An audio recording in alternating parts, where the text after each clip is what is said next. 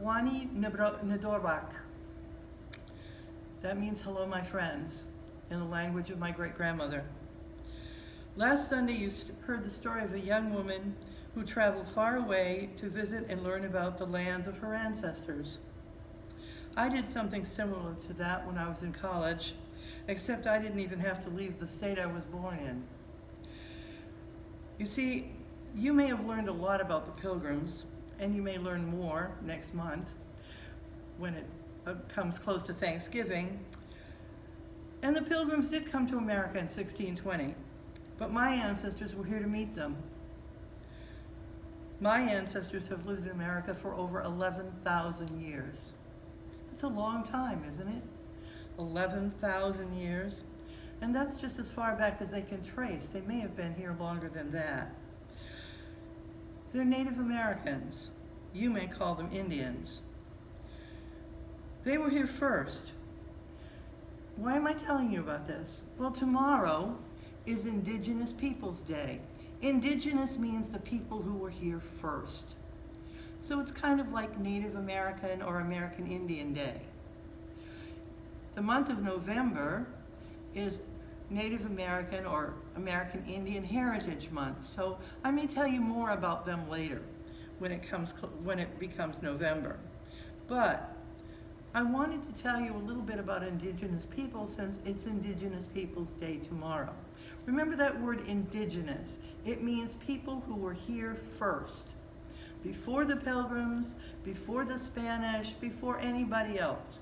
Here first. And that's what Native Americans or Indigenous people are. For now, I'm going to tell you a story. Now, lots of people have stories that they tell. Your family may have a story about where they came from, or where they moved from, or traditions that they have. There are stories in the Bible. We've heard a lot of them. Stories of Adam and Eve, stories of Noah, stories of Moses, stories of Daniel in the lion's den.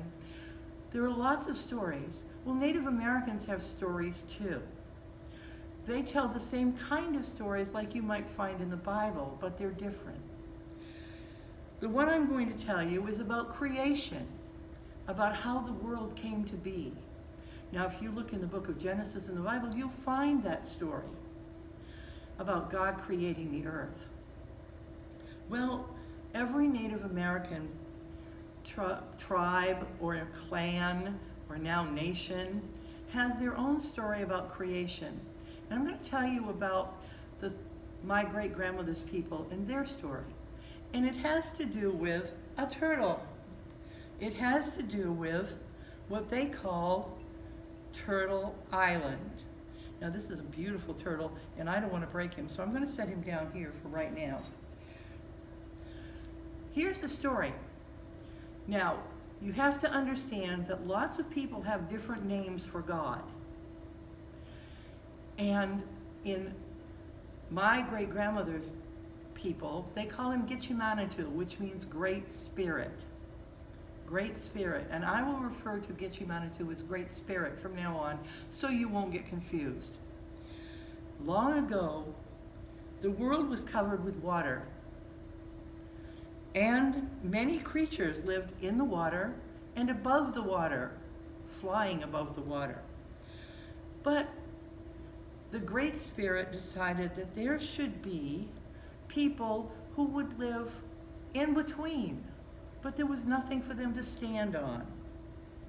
So the Great Spirit, creator of all things, called on Mother Earth and said, we need to have creatures that walk on something solid.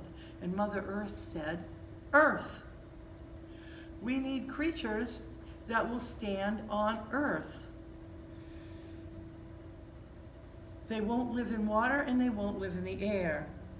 So the sea creatures wanted to help the Great Spirit and Mother Earth, and they knew about some dirt and land that was at the very, very bottom of the sea. Very bottom of all the water. So they tried very hard to dive down deep under the water to get this land. And they failed. Until the little tiniest of all the water creatures, the muskrat, said, I can do it. And she dove down deep and deep and deep. She had taken big breaths and filled her little lungs with as much air as she could hold. And she got all the way to the bottom, and in her little paws she grabbed the biggest handful of dirt she could possibly hold. And she swam up to the surface. Now, the sea turtle, the great sea turtle, who was very wise, had said, I can swim on the surface of the water a long time. So if you put this earth on my back, I will hold it, and then the creatures that you create will have a place to stand.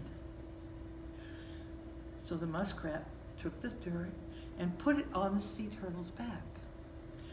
And the Great Spirit, creator of all things, said, Mother Earth, you should occupy this sea turtle's back.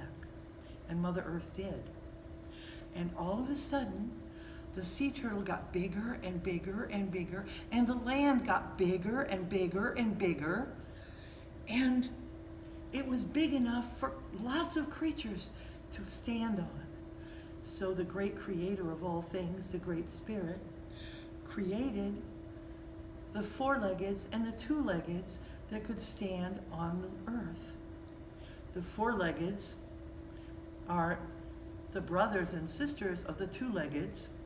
Four-leggeds are all the four-legged animals you can think of. And the two-leggeds, of course, were people. And the Great Spirit said to the two-leggeds, you will be the caretakers of all the four-leggeds and of the earth.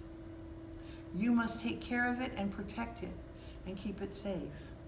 And Mother Earth blew and spread seeds all over the dirt and land on the turtle's back.